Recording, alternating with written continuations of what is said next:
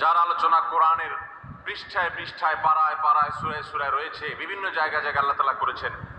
সেই মারিয়াম, তিনি হলেন গোটা পৃথিবীর কিয়ামত পর্যন্ত আগত আমাদের সকল মা বোনদের জন্য সবচেয়ে উজ্জ্বল উদাহরণ, সবচেয়ে উজ্জ্বল দৃষ্টান্তগুলোর একটি। কোরআনে মারিয়ামের পাশাপাশি আমাদের মা, মুমিনদের মা উম্মুল মুমিনিন নবী পত্নী আয়েশা রাদিয়াল্লাহু তাআলা আনহা, তার সম্পর্কে সূরা নূরে কয়েকটি আয়াতে আল্লাহ রাব্বুল আলামিন আলোকপাত করেছেন। আমরা অনেকে জেনে থাকবো আয়েশা রাদিয়াল্লাহু তাআলা আনহার চরিত্রে কালিমা লেপনের অপচেষ্টা এবং ঘৃণ্য কর্ম করেছিল মুনাফিকরা। আল্লাহ রাব্বুল আলামিন তার পুততা, পবিত্রতা, তার সতীত্ব এবং তার ব্যাপারে যে মিথ্যা অপবাদ দেওয়া হয়েছে, সেই মিথ্যা অপবাদ এবং ষড়যন্ত্র সম্পর্কে কোরআনে কারিমে অনেকগুলো আয়াত নাজিল করেছেন। একজন নারী তার চরিত্রে কালিমা লেপন করার অপচেষ্টা যখন করেছে কিছু সমাজের ঘৃণ্য পুরুষেরা, মুনাফিকেরা, আল্লাহ রাব্বুল আলামিন তার চরিত্রের পুততা, পবিত্রতা প্রকাশ করবার জন্য, ঘোষণা দেবার জন্য কোরআনে কারিমে অনেকগুলো আয়াত নাজিল করেছেন। একজন নারী হিসেবে, একজন মুসলিম মেয়ে হিসেবে এই ঘটনা নিশ্চয়ই আমাদের জন্য আনন্দদায়ক, এই ঘটনা নিশ্চয়ই আমাদের জন্য প্রেরণাদায়ক। কোরআনে কারিমে আল্লাহ রাব্বুল আলামিন ইব্রাহিম আলাইহিস সালামের স্ত্রী হাজেরা এবং সারা আলাইহিমুস সালাতু ওয়াস সালাম, তাদের সম্পর্কে আল্লাহ রাব্বুল আলামিন আলোকপাত করেছেন। নাম সরাসরি উল্লেখ করেননি, কিন্তু আলোকপাত হয়েছে। কোরআনে কারিমে জাকারিয়া আলাইহিস সালামের স্ত্রীর আলোকপাত হয়েছে, মুসা আলাইহিস সালামের মায়ের আলোচনা হয়েছে, কোরআনে মুসা আলাইহিস সালামের বোনের আলোচনা হয়েছে, কোরআনে মুসা আলাইহিস সালামের স্ত্রীর আলোচনা হয়েছে যিনি ছিলেন শুআয়ব আলাইহিস সালামের মেয়ে, কোরআনে ফেরাউনের স্ত্রী আসিয়ার আলোচনা হয়েছে, কোরআনে বিলকিসের আলোচনা হয়েছে, কোরআনে ঈসা আলাইহিস সালামের নানী ইমরাতে ইমরান মারিয়ামের মায়ের আলোচনা হয়েছে, কোরআনে আইয়ুব আলাইহিস সালামের স্ত্রীর আলোচনা ইঙ্গিত হয়েছে, এবং কোরআনে উম্মাহাতুল মুমিনিন সমস্ত নবী পত্নীগণ, আমাদের মাগণ, নবী সাল্লাল্লাহু আলাইহি সাল্লামের স্ত্রীগণ, সম্মানিতা স্ত্রীগণ, তাদের আলোচনা হয়েছে। এবং আল্লাহ রাব্বুল আলামিন ঘোষণা দিয়েছেন যে ওয়াজওয়াজুহু উম্মাহাতুকুম, নবী সাল্লাল্লাহু আলাইহি সাল্লামের পত্নীগণ, ঈমানদার তোমাদের মা, তাদের আলোচনা হয়েছে। কোরআনে খাদিজা রাদিয়াল্লাহু তাআলা আনহা সম্পর্কে আল্লাহ রাব্বুল আলামিন ইঙ্গিত করেছেন একাধিক আয়াতে। কোরআনে হাফসা রাদিয়াল্লাহু তাআলা আনহা সম্পর্কে ইঙ্গিত রয়েছে সূরা তাহরিমে। কোরআনে কারিমে যায়েনাব বিনতে জাহাশ রাদিয়াল্লাহু তাআলা আনহা সম্পর্কে আলোচনা রয়েছে। কোরআনে আরো বহু নারীর সম্পর্কে আলোচনা হয়েছে। আমরা কোরআনে এত নারীর আলোচনা রয়েছে, এত নারীর ইতিহাস রয়েছে, গুরুত্বপূর্ণ দিক উঠে এসেছে, সেটা আমরা অনেক মুসলিমরাও জানি না।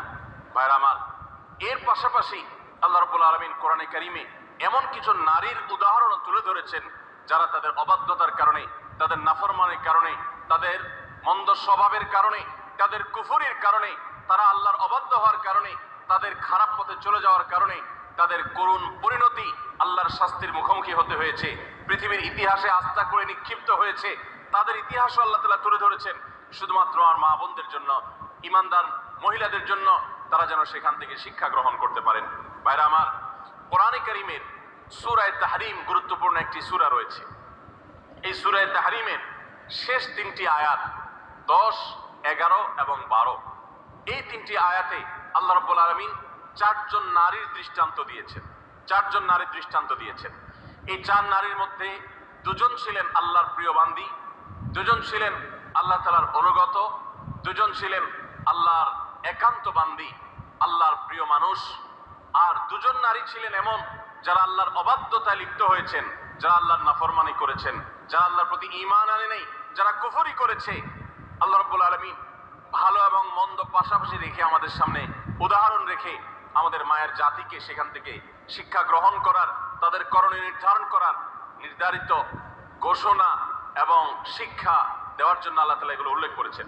সূরা তাহরিমের এই 10 এবং 11, 12 শেষের তিনটা আয়াতের শুরুতেই আমরা দেখতে পাই আল্লাহ রাব্বুল আলামিন বলেছেন, দরাবাল্লাহু মাসালাল লিল্লাযীনা কাফারু ইমরাআতা নূহ ওয়া ইমরাআতা লূত।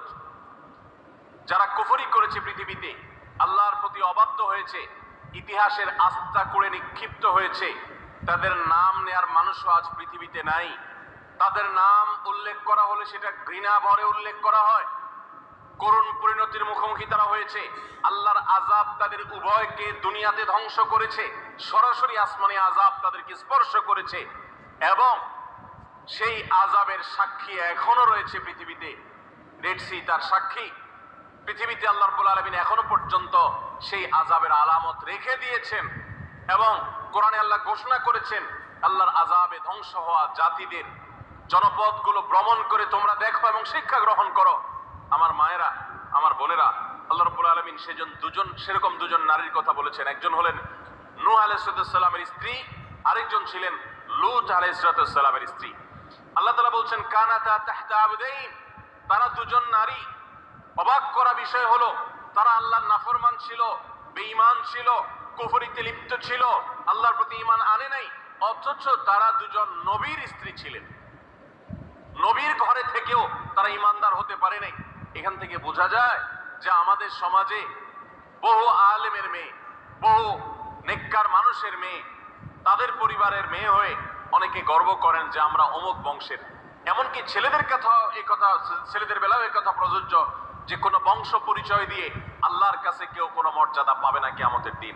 আল্লাহর কাছে মর্যাদা পাবে বান্দার কর্ম দ্বারায়, তার বিশ্বাস দ্বারায়, তার আমল দ্বারায়। ইন্না আকরামাকুম ইনদাল্লাহি আতকাকুম, আমাদের মধ্যে কে বেশি মুত্তাকি আল্লাহ সেটা দেখবেন। একজন সাধারণ দিনমজুর, একজন সাধারণ রিক্সা চালকের মেয়ে আপনি, তার স্ত্রী আপনি, একজন সাধারণ মানুষের বোন আপনি, একজন সাধারণ মানুষের পরিবারের সদস্য আপনি। আপনি যদি আল্লাহ ভীরু হন, আপনি যদি মুত্তাকি হন, আপনি যদি গুনাহ পরিহার করেন, হারাম পরিত্যাগ করেন, খারাপ বিষয় পরিহার করেন, আল্লাহর কাছে আপনি সবচেয়ে শ্রেষ্ঠ মানুষ, সবচেয়ে উত্তম মানুষ, সবচেয়ে কিয়ামতের ময়দানের ভিআইপি মানুষ হতে পারবেন। আর যদি পক্ষান্তরে আপনি অনেক বড় বংশ গরিমার অধিকারী হন কিন্তু আপনার কর্ম ভালো না হয়, এই আয়াত প্রমাণ করছে তাহলে আল্লাহর কাছে আপনার কোনো মর্যাদা থাকবে না, বরং শাস্তি আপনি এড়াতে পারবেন না। আল্লাহ রাব্বুল আলামিন সেটাই বলেছেন কানাতা তাহতা আবদাইন মিন ইবাদিনা সলিহিন, আমার দুজন নেককার বান্দা অর্থাৎ দুজন নবী নূহ এবং লূত আলাইহিস সালাম। কোরআনে যাদের আলোচনা সবচেয়ে বেশি হয়েছে, যাদের